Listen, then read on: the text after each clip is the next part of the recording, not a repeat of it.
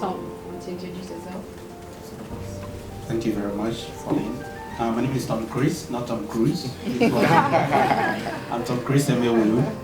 My company is called Stars from All Nations, and what we do is we upskill young people to become ready for work.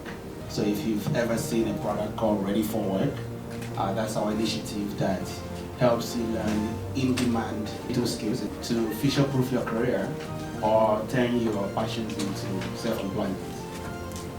Thank you, Chris. There are jobs, but we don't have to confine those jobs or our understanding of the jobs to the Ghanaian context. Right. I'll come back to you, Zuzu, on that. Tom, are there jobs? Well, thank you. You know, I like numbers, so I'm going to give you a few numbers.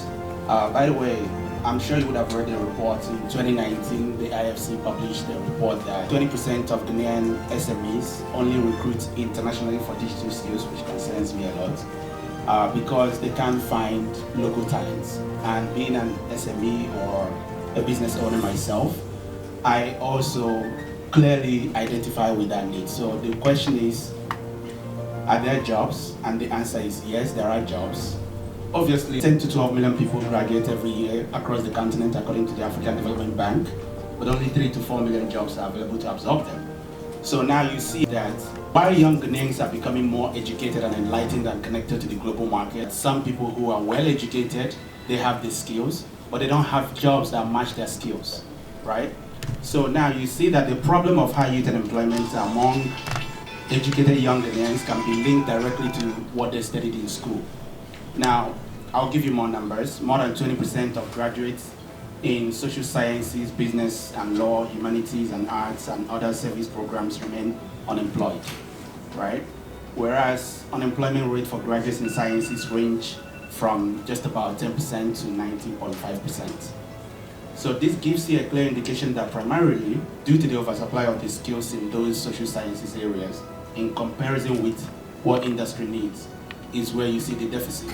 Now, conversely, you have lower youth unemployment rates among those with engineering and technical skills. We are talking about are there jobs. It's not a definite answer of yes or no.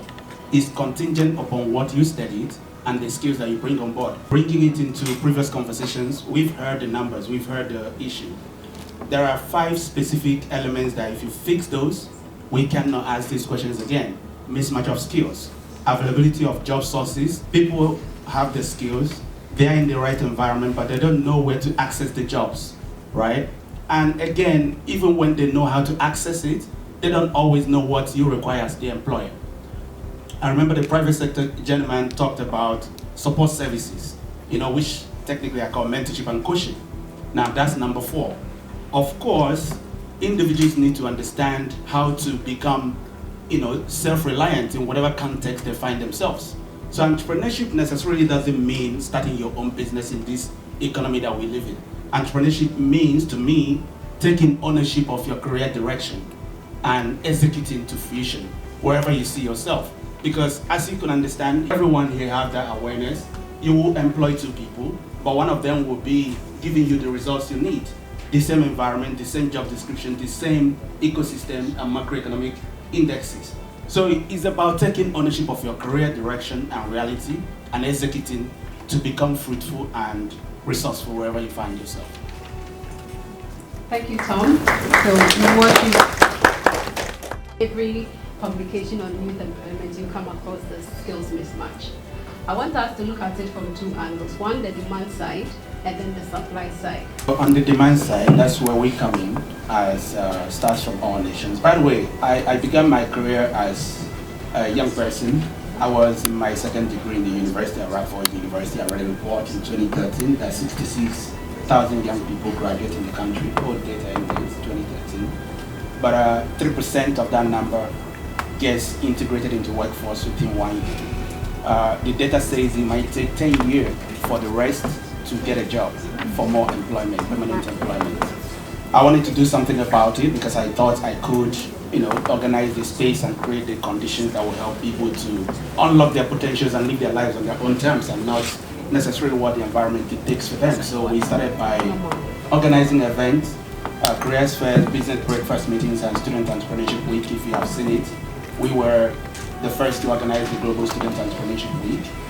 And we canvassed the data, we got the insight, we realized that beyond experience of the events, people need skills. And it's not just soft skills, because a good communication doesn't help you do finance on the job. And so you need a complement of the soft skills and the hard skills to unlock your potentials and create the conditions that your family wants from you. 2021, we raised $250,000 pre-seed to build the digital accelerator. It's been a wonderful journey, and I think that's where the private sector comes in. Obviously, the private sector is not the education system, because they have the responsibility to create the jobs. And a complement of the insight that the private sector brings and interventions like for our enterprise support organizations is what helps really to bridge the gap and provide the interventions that young people need. So for what the private sector can do and have been doing is to leverage the conditions that the government creates and manage their own agencies to create opportunities for young people to intern to get the experience. Because obviously if you don't get to have a place to exercise your abilities from school, there is no way you can get the 5 years experience. That's why this conversation is quite crucial and essential. Now, the gaps really, we understand it, is poor quality of youth labor and skills mismatch. And you have in that index, few STEM graduates and overproduction of other talents, because the world is going digital. In an era where private citizens are shuttling into space, do I really have to sit down to learn how to write emails? And so the training approach has to change, and content in line with industry direction. And of course, the absence of efficient labor market information system that has been talked about, I think you're working on it now. If we have such portal that can bring perspective and galvanize interest together to provide regular, timely, and accurate, reliable labor market statistics and information to inform effective monitoring and effective employment policy generation. We need that, right? Of course, you have undercapitalization of these organizations. Now, let me talk about the TVET, because it came out from the previous conversations. We understand that some of these agencies, they are so small that they can't do so much.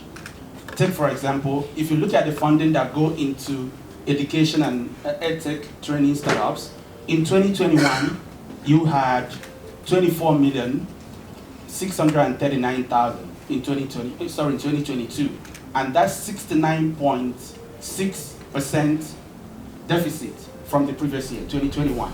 So it shows you that these agencies are also struggling to stay alive. If we can fund them, if we can provide financing for enterprise support organizations like what Ready for Work through SFAN is doing, then we can position placement opportunities for people to, get their foot in the door. Ghana is lacking in that space. You have Tunisia, you have Egypt, Nigeria, Kenya, and South Africa leading the way. What can we learn from them to make sure that resources are made available for institutions that can create opportunities for young people to learn, get jobs, exercise their talents, and make a life for themselves? Great. I want you to start a cycle of where the opportunities are, but I want you to think about maybe top 3. Young people want to know exactly what sectors have these opportunities. In 2019, Ghana earned about $500 million in oil exportation. But at the same time, you look at the entertainment industry elsewhere, Black Panther earned at the box office over $1.2 billion. One film, right? And you look at the cost of production across the board, you look at these, you can see the difference. Our movie and entertainment and storytelling in general industry is a huge gold mine. So it's about looking at, how you can use technology to amplify the skills that you already have or add on to what you can need to become sustainable in the future. But I would say storytelling, tech is huge across the board. And of course, we are looking at also how we can amplify our production sector. The shea butter was mentioned a lot.